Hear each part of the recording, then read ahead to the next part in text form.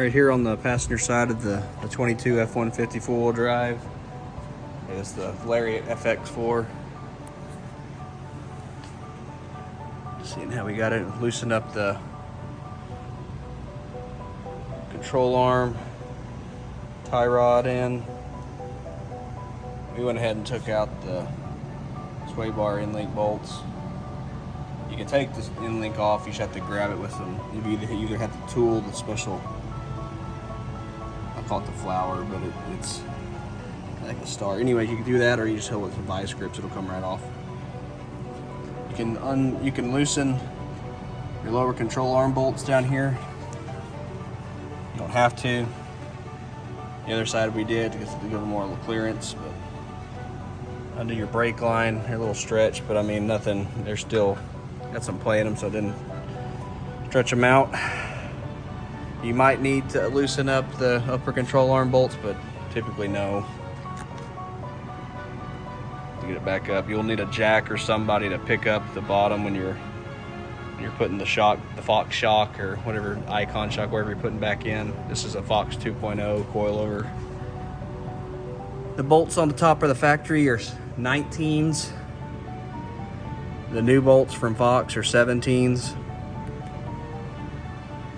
The bottom bolts there, I believe, are, I think they're 21 or 13/16 from the bottom. Pretty much we'll put her back in and take you around and show that stuff. Obviously, remember, hammer there to break it apart. And I use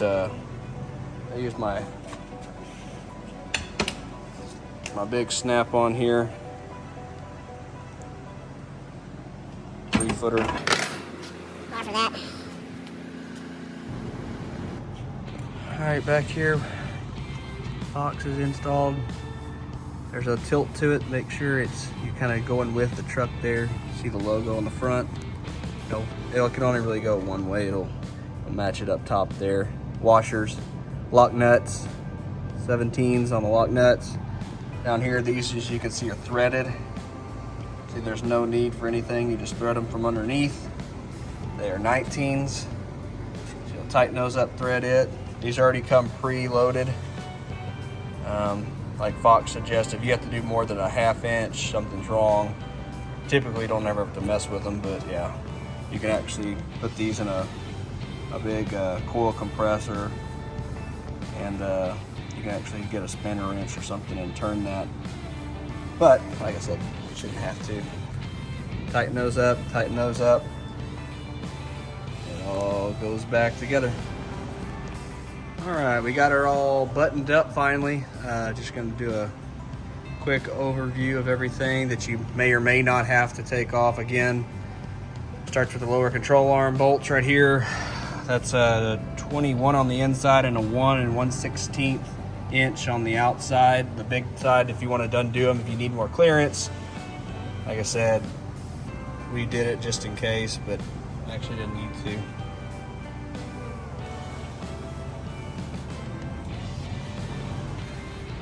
All right, guys, we're back here, all buttoned up, finished up. Just want to go over a big, quick overview.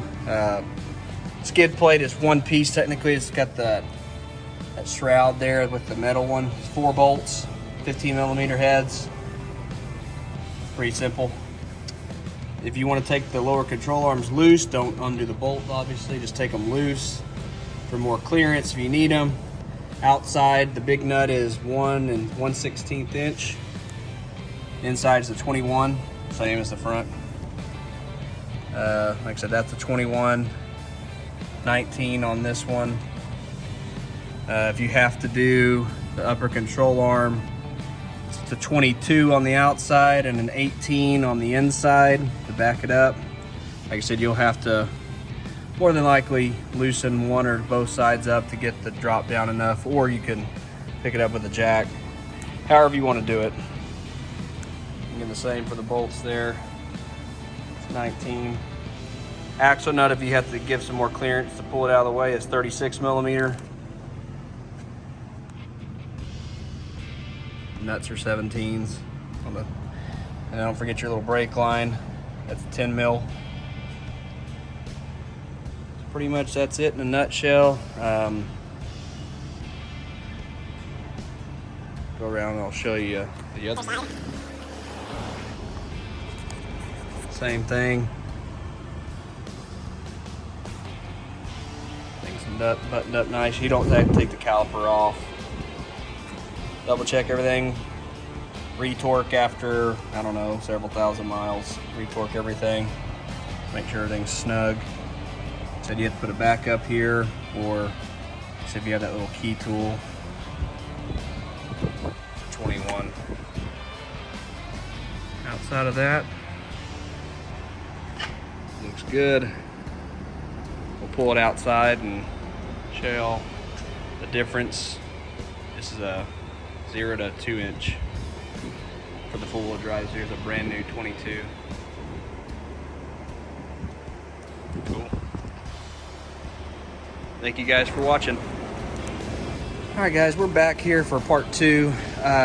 Long story short, those 98502 146s on this 22 F-150 four-wheel drive Ecoboost motor. They're the wrong spring rate from Fox.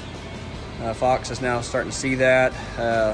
Those 146s really only, they said so far they can confirm it's for the V8 5.0s. So that's just what they have told us. So we went ahead and swapped it over. They said the 015s, the part number ending in 015, is actually for 14 through I think 19 or 18, something like that. Has a higher spring rate, a little bit longer. So they said that's what you're supposed to use for the Ecoboost and Power Boost and the heavier motors. It's supposed to give you more of a, almost closer to the 2 inch. Same thing as usual. Take off lower ball joint, loosen lower control arms. I didn't actually this time. We didn't even have to take off the sway bar end link. Just kept it, take the tie rod the end off, lay it flat, pry bar, bolts on the top, 17, 19, or usually like a 3/4, 21s and a 1 16ths on the insides on the lower control arms, just like last time. So just showing you the differences, and then we'll show you outside the difference. We'll go from there. All right, guys, we're gonna show you how to do the rear shocks real quick too in this level kit. So take the old one out. It's a 16 and 18. What I do is, after we take them out, I leave the strap on, obviously. It's a lot easier to deal with, so I'll put the top bolt in, and then I'll cut that strap and let it just suck right down and then shove the bolt through. And it makes it a heck of a lot easier when you're putting them on. Then you just follow the same on the other side. Do that side there. Do this. Tighten her up. You're pretty much done with the rear. It's pretty simple there. And then we'll take it outside. All right, guys, here we're outside with the 22 F-150 Ecoboost. Box 2.0s. They're exactly 2 inches, so it's front to back, 41 and 41 inches.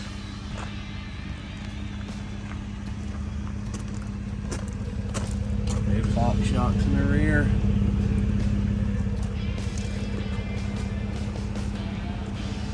Thanks, guys.